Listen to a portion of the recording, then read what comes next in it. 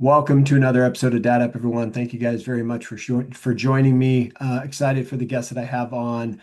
She's got a lot of experience that we're going to get into as far as when it comes to trauma and things like that. But my good friend Veronica Thompson has joined me on Dad Up. Thank you for joining me. Yeah, thank you so much for having me. I'm excited to Awesome. chat. Let's dive right in. Tell me a little bit about yourself, and then we'll go from there. Yeah, so I grew up in the Bible Belt between Mississippi and Texas. I moved to Connecticut when I was a teenager, and I've lived in California also, and Florida, and a whole bunch of different places in the United States. So I'm kind of all over. Came from a military family, but I had a lot of chronic developmental trauma growing up, and I became a Christian when I was probably in elementary school. So I kind of held on to my faith during all of that trauma when I was growing up, and I prayed a lot, and I just asked God to help me decide, what I was supposed to do with my life because I just had no direction whatsoever, and I didn't have any wise counsel.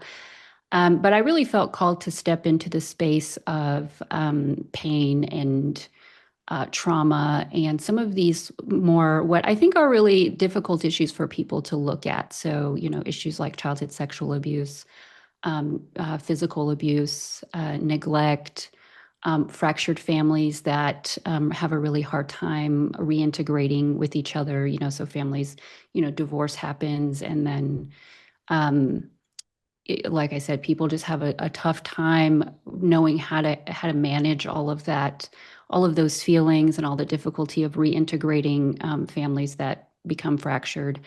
And so, yeah, started to study psychology when I was really young. I got a master's in social work, so I have a licensed clinical social worker license now. And so I've worked with lots of different populations. I worked with people who were involved with child protection services for a long time. And then I did some supervising in group homes for adolescent and young adult boys and young men, and young girls and young women, teenage mothers, and that sort of thing. And then toward the last, I would say 10 or 15 years, I've been doing mostly individual therapy, sometimes some marital therapy and family therapy when necessary. But most of that work is with people who have severe childhood trauma. Hmm. And you said you got into that just based on your prior experiences in Hmm. dealing with trauma. Hmm. Yeah. And being from a military family, I'm sure that you didn't have a whole lot of guidance because you were constantly traveling. And I don't know, was your dad or your mom that was in the military or? So it was my dad's side. So my grandfather was a cook in the Air Force. My dad, he he got into the Air Force during the Vietnam War. He worked in a sort of the administrative branch, and then my brother was went into the Army, and he was in infantry. Oh, got it. Yeah. Okay. And so right now, are you dealing at all? I'm just curious. Are you dealing at all with, we have a lot of, you've heard a lot of stories in the news and stuff about trafficking, sex Hmm. trafficking. Hmm. Has there been any experience that you've had with that? Yeah, it's an interesting phrasing. So I think that when we think about sex trafficking, we think about young women primarily, but also Right. young boys too. I actually have worked with a lot of men who were groomed when they were teenagers for pornography, Mm, and I have dealt with a lot of adults who are recovering from that. But in terms of trafficking, it's typically where we think about people who are being sort of financially exploited, meaning that they're being sold in some way so that their pimp or whoever mm, is working with them or manipulating them really can have some sort of financial gain. And so that's sort of the trafficking, but it's all under the guise of sexual abuse. This is because there are a lot of kids like, so I mentioned earlier that I worked with young teenage girls and young women who were in foster care and then group homes. And a lot of these girls are on the street and they're just being, sexually exploited all of the time. And, Mhm. not necessarily because people are not selling them. It's just that they're vulnerable and nobody is keeping an eye out on them. And so I think because I worked with a lot of parents trying to help parents to sort of say, you have such a powerful position that parents are in. And I think parents really don't know what to do. And sometimes they just check out because they think this is too Mhm. big for me. I just don't know how to help my child. And for parents, I just want to say if they're parents, because I know this is a parenting focused podcast, especially dads. Oh my goodness, dads have such a powerful role. Just your presence in their life Mhm. and the fact that you are there and you say, no matter what's going on, no matter what happens, I love you and you're lovable and I'm going to be here. And even if it's really hard, even if I don't know what to do, you clearly don't know what to do either, because when people are being exploited in this way, there is typically the reason is because they don't know how to keep themselves safe. And Right. so even if you're a dad out there and you sort of like, I don't know how to help, I don't know how to keep you safe, hang in there. Don't leave. Don't get overwhelmed and leave. Stay in there with your child because they feel the same way. They don't know what to do either.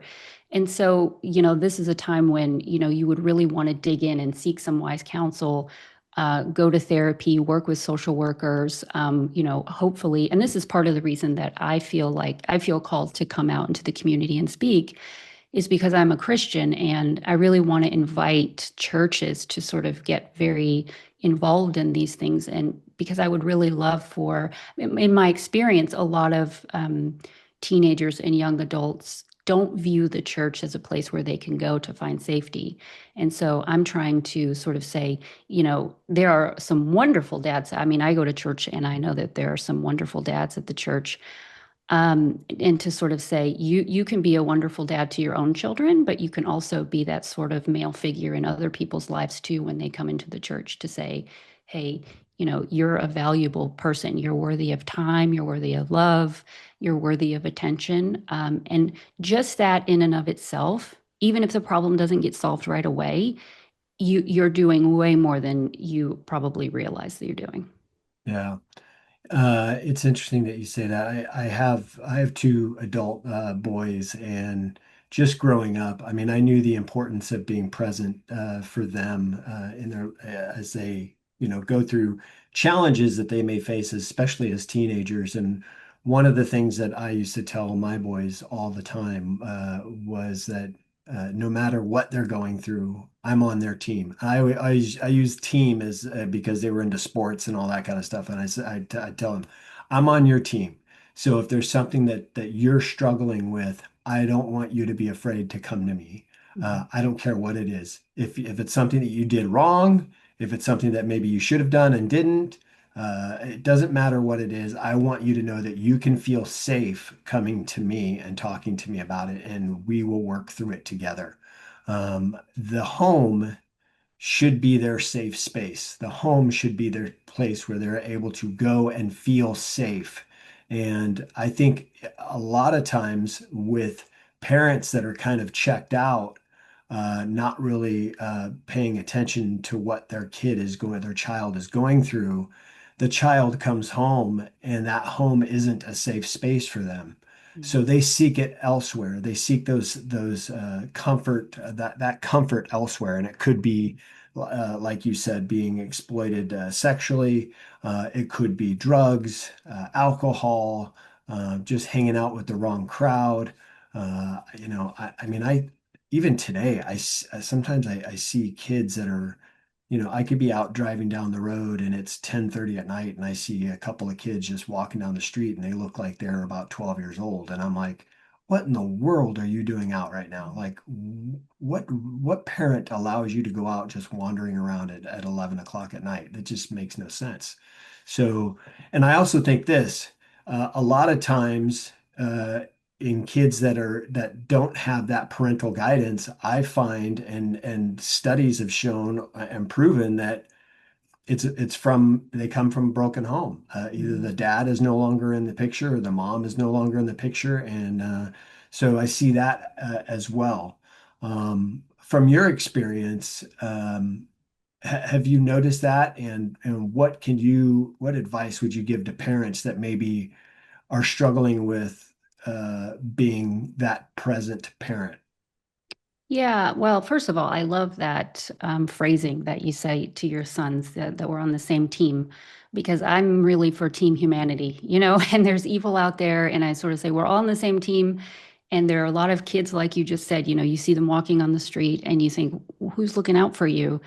And so, that's why I think, we're on team humanity. We have to care about our own children, of course. Our sphere of influence starts right in our own homes. Just as you said, that has to be a safe place.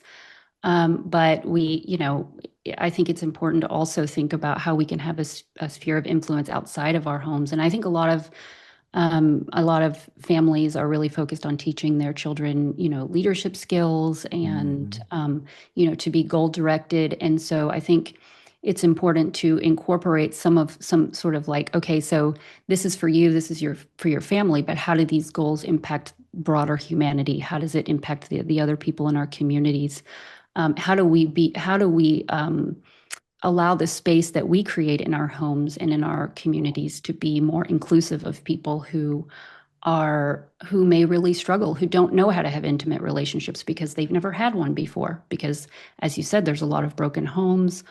There are a lot of dads who, they themselves have maybe had some trauma. They themselves have been made to feel like they don't have a valuable contribution to make, when there could not be anything farther from the truth.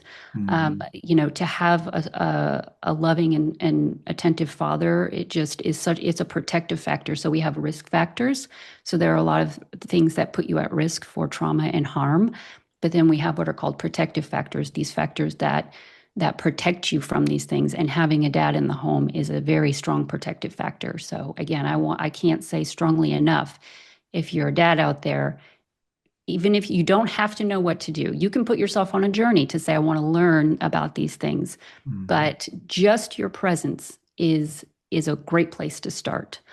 But I think one of the things that as parents we do is we do teach our kids um, how to be a good citizen in terms of their own behavior. So we'll say, you have to be well mannered. If stand up and shake the person's hand when you meet them, and raise your hand in class, or all of the things that we teach our kids about how to be a good citizen at church and in our at school and when we have social gatherings. I think one of the things that we maybe neglect is a little bit is teaching our children how other people can harm them and what that Mhm. looks like. And I think that there's a lot of nervousness about in parents of, if I bring this up, am I traumatizing my child? I see this in a lot of dads. I've worked with a lot of, and this happens more with female survivors where they tell their mom about the abuse, but they're Mhm. afraid to tell their dad because they just think my dad can't handle this. And that's really it. We want to foster relationships between a father and his children around being honest and truthful. Just like you said, there's nothing that you can experience that you can't come and talk to me about. So a lot of times, children will say, "My dad will kill the person. My dad will." I mean, and I think dads, rightfully so, if they hear somebody has harmed their child in that way, that might be one of their first instincts. It's like, "Oh my gosh, I'm going to go and kill this person. They sexually abused my child." But I would say, just, if something like this happens, if your child comes to you, we know that this happens. There are statistics that show that it's actually, sadly, it's much more common than people realize. I know so many adult survivors who never told their parents, Mhm. and just were not able to get that support and love that they needed in childhood to heal. Um, and so when you have something like this happen, we know that PTSD occurs when you don't deal with it. So you start to get symptoms right away, but those symptoms persist until you treat the actual event, and you begin to have an understanding of what happened, and you can share that with people. And so we know that children who go to their adult caregivers, whoever that may be, and say, "This happened to me," um, and the caregiver can hear that and respond to it and do what needs to be done to keep the child protected, to hopefully get justice for the child, and then to help the child go through treatment so that they don't develop PTSD symptoms. We know that you can recover, and then you can sort of pick up developmentally where you were before the abuse happened. Whereas if you don't have a caregiver and you hold that in, there is a part of your Hmm. personality that doesn't get to develop and that can get stuck developmentally. And so it's really just, if you're a dad out there and if you think, if anybody ever hurt my child in that way, I would kill them. I would, freak out. Um, you know, just take a breath and prepare yourself, be fortified and say, bad things might happen. And my job as a parent is to be grounded and to walk with my child in that and to be as healthy as possible and to get healing and justice for my child so that they never have to carry these things on their own. Mm, yeah. And I think one of the most important things that you can do as a parent is seek the therapy that is needed.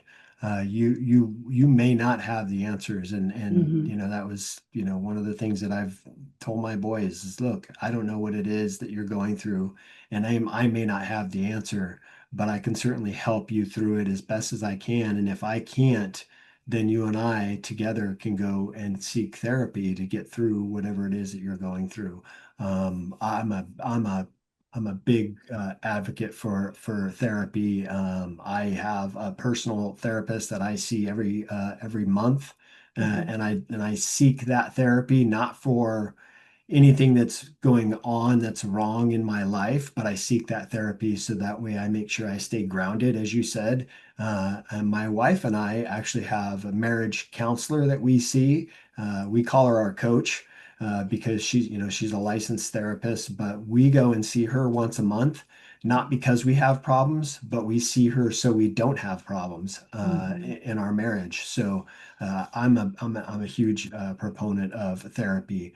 But when it comes to parents, let's just say, I'm just reading through this. Many parents teach their children to respect adults, right? We want them to respect adults and obey authority. But how can parents raise respectful kids while also empowering them to question unsafe behavior and trust their instincts?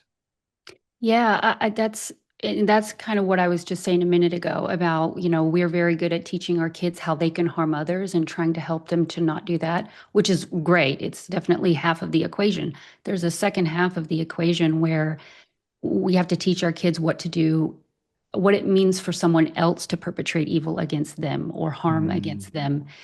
And I think that if your child is genuinely questioning, I don't understand this, how this, and to be able to sit down and to have a conversation, and that looks different depending on the age of the child.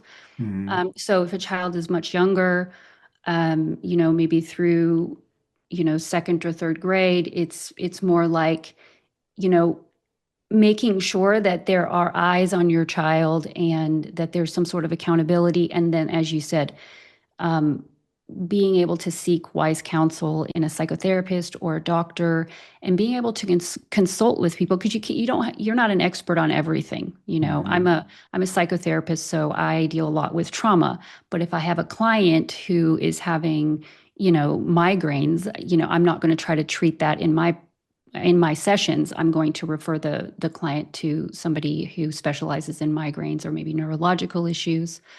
And even as a therapist, if somebody, so because my specialty is trauma, if somebody has schizophrenia, for example, I'm going to refer them to a psychiatrist who specializes in schizophrenia. So my point is that you don't have to be an expert in everything. Know your strengths, know what you can answer for, This is why, for me, because I'm a Christian, I'll use Christian language. Like, this is Hmm. why, there's a body of Christ. Not everybody can know everything. But I think that it's really about being able to consult with people if there are issues going on with your child and saying, what's going on here? My child is, having, tantrums. Is there an issue with me where I have to support my child with their boundaries? Or is this some sort of indication that there's something going wrong here? And just being able to explore what's going on in a way where you don't feel like you have to solve every problem in that moment. Hmm. Sometimes parents can get in this that there's an urgency around solving a problem where, sometimes problems take more than just a moment to solve. Sometimes it's something that, you have to seek counsel and get wisdom about. For older kids, I would say that part of the developmental task for adolescents is, training themselves to be adults and to be able to understand what's going on in their bodies. How do they seek wise counsel? um, you know how do they have intimate relationships with people? What does that look like? How do you share things where kind of like the world can sometimes indicate to you that you should feel ashamed of something? So sexual abuse is something that very often people do have some shame about. And so how do you have intimate relationships with healthy people who are wise enough to know that you shouldn't feel shame about something that a perpetrator did to you and that you're allowed to Hmm. talk about that? And so it's really about thinking about, I have a 14, 15, 16, 17-year old, 18, and very soon they're going to be out in the world. And what is it that I'm teaching them? Am I teaching them to carry the weight of the world on their shoulders and to keep silent when they're stressed or they're confused about something? Or am I teaching them that in those moments when you feel overwhelmed, when you feel stressed, when you feel confused, when you feel like your intuition is telling you that something's not right, that you're going to do something about that and that there are people who can hear you and be with you in that moment? Yeah. Yeah, it's tough. I think on the flip side, we need to teach our kids how to understand forgiveness. And Mhm.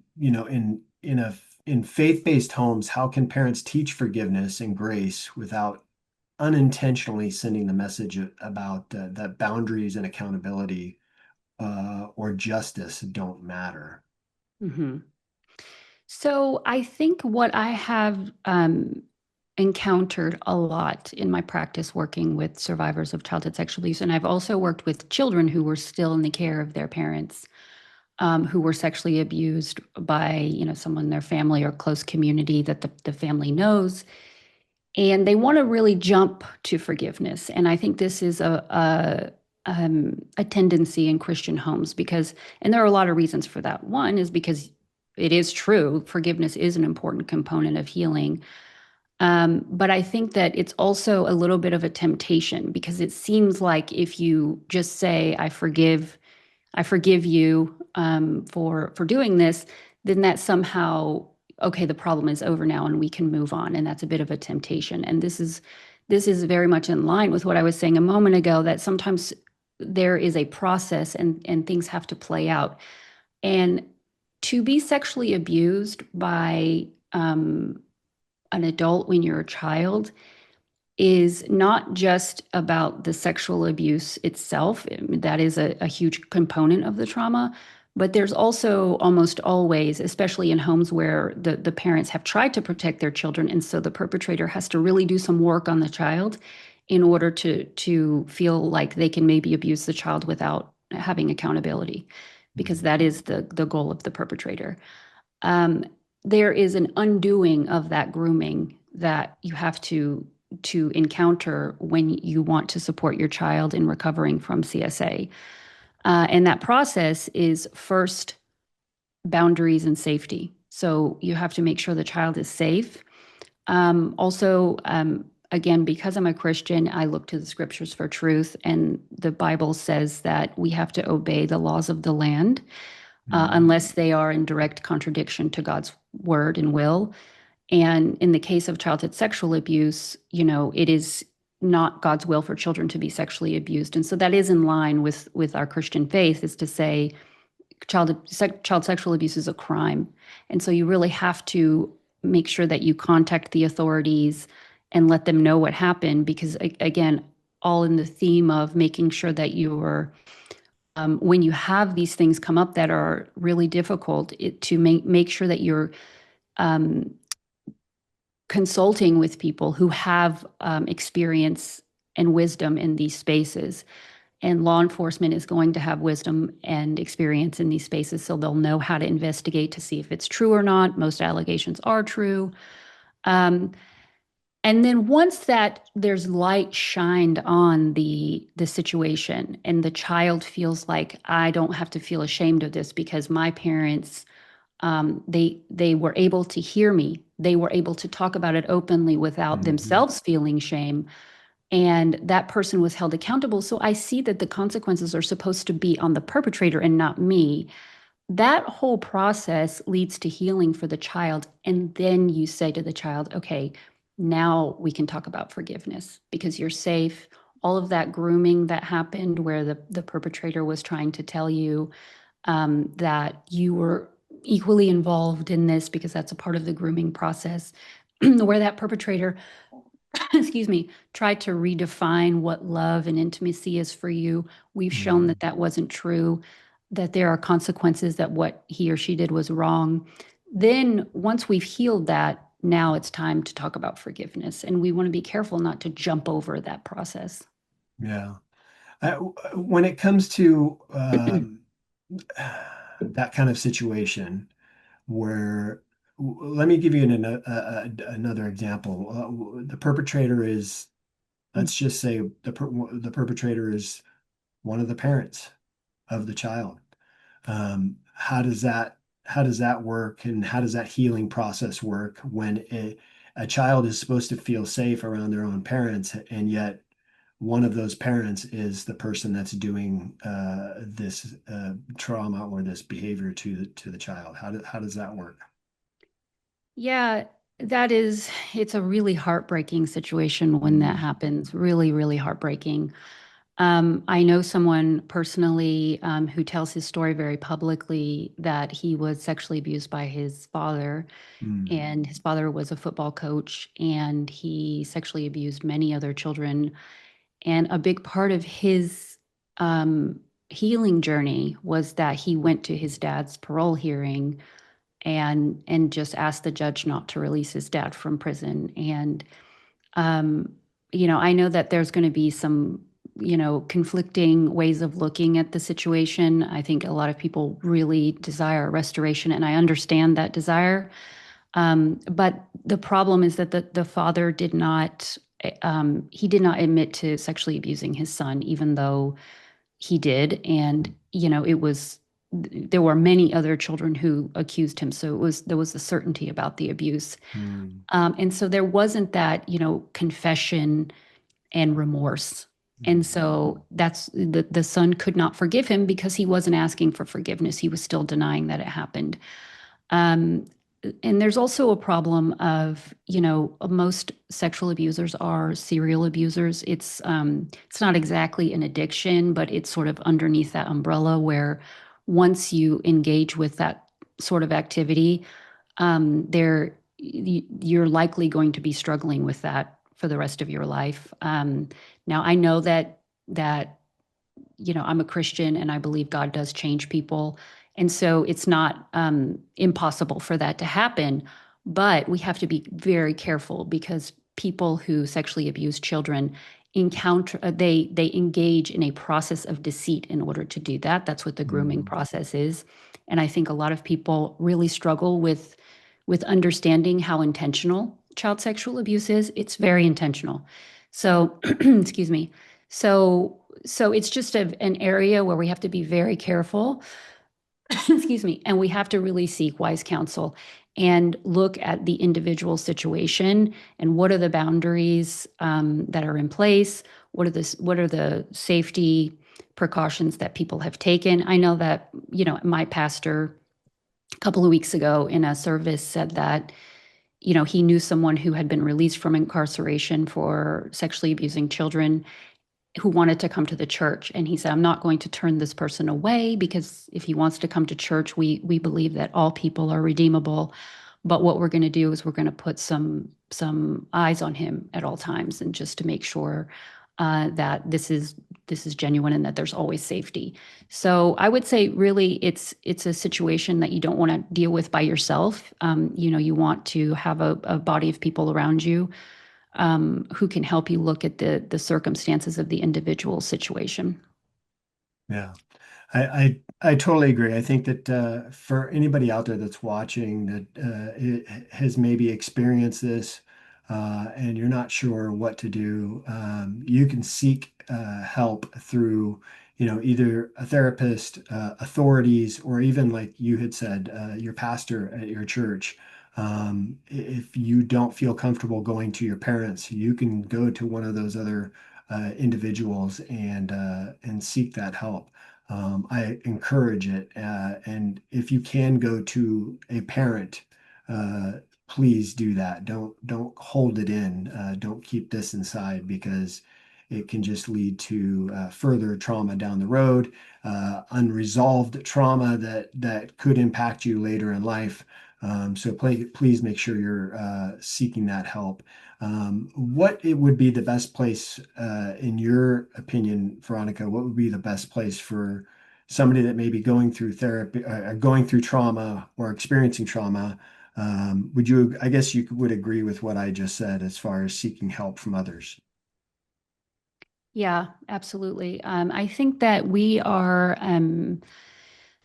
right now. I think that in the Christian community, there are a lot of people who are doing lay counseling and sort of life coaching and these sorts of things, where they're trying to go into these spaces, and I admire that, and I want to encourage it because I think that there is healing in community.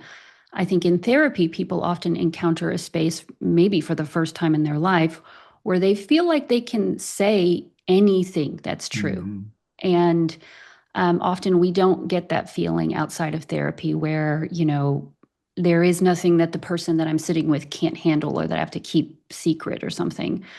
And so I love it that that this is a space that's opening up in the broader Christian community. That said, I think that there are still a lot of misconceptions about trauma, and that people can really overly individualize the healing process. That is to say, you can do this on your own, just, you have a thought in your head, change that thought, and everything's going to be okay. There's a temptation, I think, to simplify a little bit what's going on. Whereas I think it's important that we recognize that a trauma is an actual event that happens. It's not a made up thing. It's not, Mhm. just something that's in your mind. And so we heal. We need to bring in a community of people that can rewire your brain, but that requires that the community is different than the one where you experienced the trauma in the first place. Right. Meaning, if you grew up in a situation where you were sexually abused and maybe you told your parent and they didn't believe you, or they said just, forgive and move on, and why, please stop talking about this, which I hear a lot in my practice. Mm. And I don't know what to do about that, so I don't want to talk about it. If we just leave that space and go into a new space where we're getting the same exact messages, that then it's going to be difficult to heal. So if we can move into spaces where people can talk about this openly and say, this wasn't something that you created, this is something that happened to you, and you deserved to be heard, you deserved to be loved, you deserved to be protected, and you deserved to have a space for healing where you can talk about this with people and the impact that it had on you. And if you have that in your local community, wonderful. If you don't, then I think therapy is a great place to start to try to think about, how do I build a community of people who I can have that relationship with. Yeah. I agree. Thank you very much for sharing that, Veronica. I wanted to ask you one last thing. What if my listeners or viewers wanted to look you up, learn a little bit more about you? Where's the best places for them to do that? So my website is veronicathompson.com, and there's a newsletter on there. So if you sign up for the newsletter, and whenever I have new things going on, I will send out a post on that, and then links to my socials are there as well. I have a Facebook and Instagram and a TikTok. Okay, cool. Well, I'll make sure all the links are in the show notes below when this comes out. But thank you very much for being on the show. Thank you for the work that you're doing, and continue to do that to help others, especially our kids. So I appreciate you sharing that and being on the show. Yeah, thank you so much for having me. Listen, guys, this has been another episode of Dad Up. I want to thank my good friend Veronica Thompson for being on. Please make sure you check out her website, her newsletter. All the links are in the show notes below. And if you're not yet subscribed to my show, please make sure you do that so you don't miss any of the awesome guests that I have on each and every week. And as always, I look forward to seeing you all on the next episode of Dad Up. Wow, another amazing episode in the books. So much was shared, and I'm truly grateful my guest was able to pour into you to help you elevate your dad game and really dad up. Make sure you bang that subscribe button so you don't miss a single episode. And while you're here, please don't forget to leave me a rating and a review. I always appreciate the feedback. And one last thing, don't forget, your role as a dad is one of the most important roles you have. So if you need a little help or have questions, don't hesitate to reach out to me on my website at daduptribe.com or at my Instagram page at Dad Up Podcast. Until next time, everyone, Dad Up.